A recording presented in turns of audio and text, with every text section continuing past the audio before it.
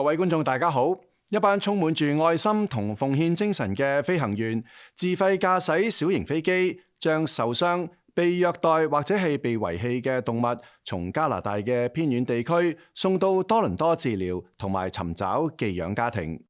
呢個由義工運作嘅慈善機構，可謂讓動物重獲新生，特別係加拿大偏遠嘅原住民地區，當地提供俾動物嘅醫療設備不足。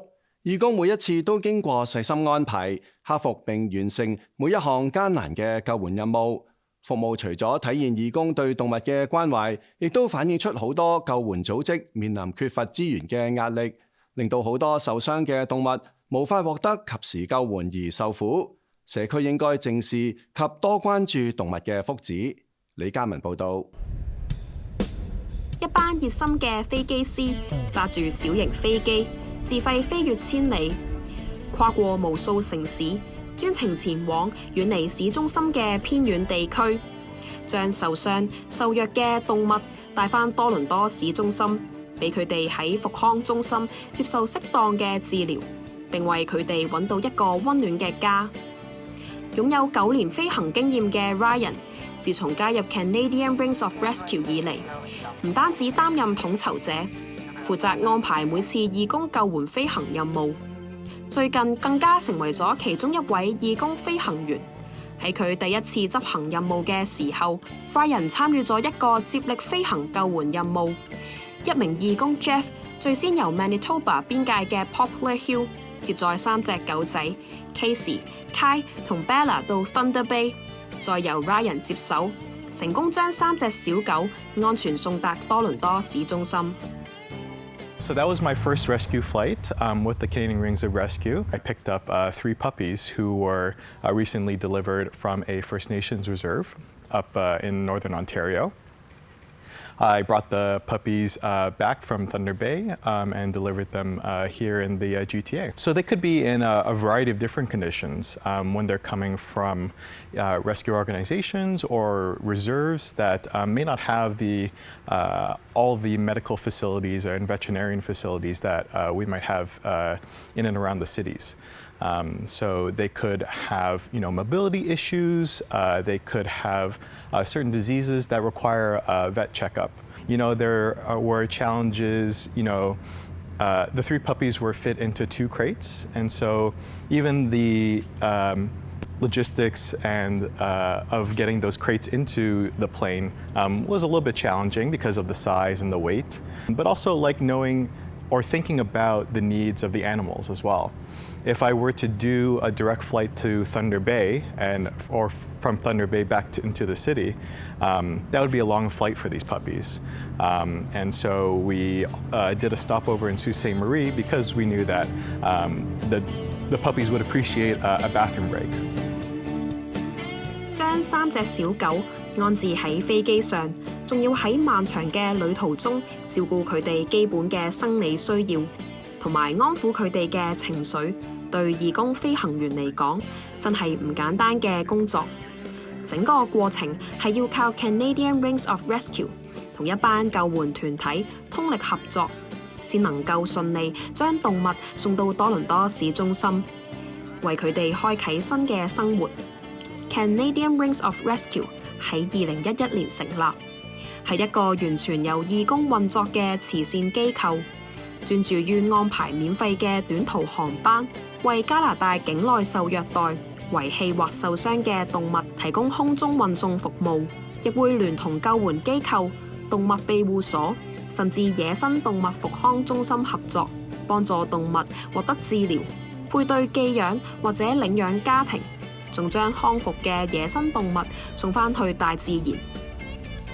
組織擁有一個全國性嘅合作網絡，包括經審核嘅救援機構同復康中心。如果救援組織有動物需要運送，就要通過網絡提交一份表格，提供動物嘅基本資料，包括簡單說明動物嘅種類、運送原因、目的地同特殊要求。例如野生動物需要放置於密封箱內，仲要避免接觸。收到表格之後，組織先會進行飛行條件評估，確保運送計劃可行。之後將運送請求發布喺組織內部嘅志願飛行員網絡。呢個網絡擁有超過230名義工飛行員，佢哋會收到通知，然後根據自身情況主動申請參與。然後運輸協調員會根據天氣、時間同費用等因素協助安排合適嘅飛行日期，並通知救援機構相關嘅細節。通常喺飛行之前，救援機構會幫動物準備好所需嘅藥物，仲會簡單介紹飛行時需要留意嘅事項。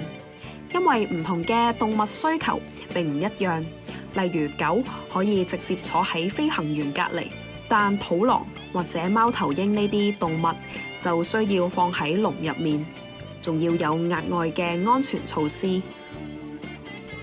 We do often get requests from Indigenous communities. In one Indigenous community in Ontario, an owl, a bald eagle, was found injured by some of the members of the community.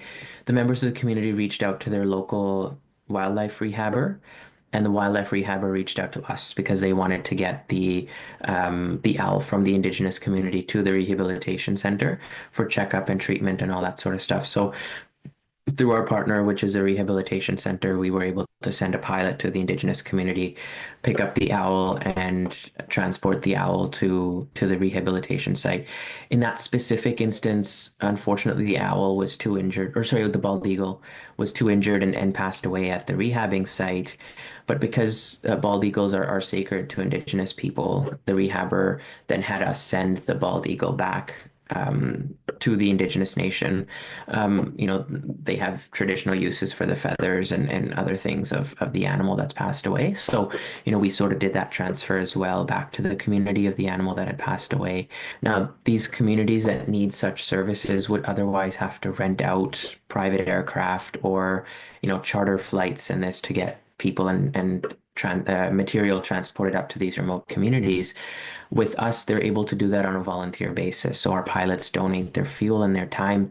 We provide them a charitable receipt on that front. So, it makes these sort of services more accessible to people in more remote communities. 由於飛行員揸一次飛機嘅開支都好高，需要支付每小時嘅燃油費用，仲要承擔飛機嘅維修保養費用，所以成員特別着重效益，確保每次飛行都可以運送最多數量嘅動物，並優先安排最為緊急嘅任務，確保飛行員投入嘅成本可以發揮最大嘅效益。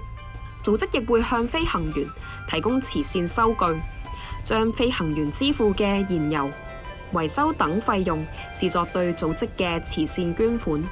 另外，組織亦會盡可能同救援機構合作，支付部分燃油費，幫助分擔飛行員嘅部分成本。到目前為止，組織飛過最長嘅一次任務係由 Halifax 飛到卑詩省，分成5段飛行路線，由5名飛行員花1週嘅時間去完成。Sherlock 希望令大眾明白到，距離唔應該成為動物得到照顧或者領養嘅障礙。為動物揾到領養人已經非常困難，救援機構真係無法拒絕外省願意領養並願意俾動物一個永遠之家嘅好心人。就好似住喺多倫多嘅 Rachel， 從組織嘅合作夥伴之一 Urban Tales Animal Rescue 中領養咗從安省北部社區救援返嚟，然後運送到多倫多嘅小狗 Murphy。當時 Murphy 只有20個禮拜大，但身體狀況好差。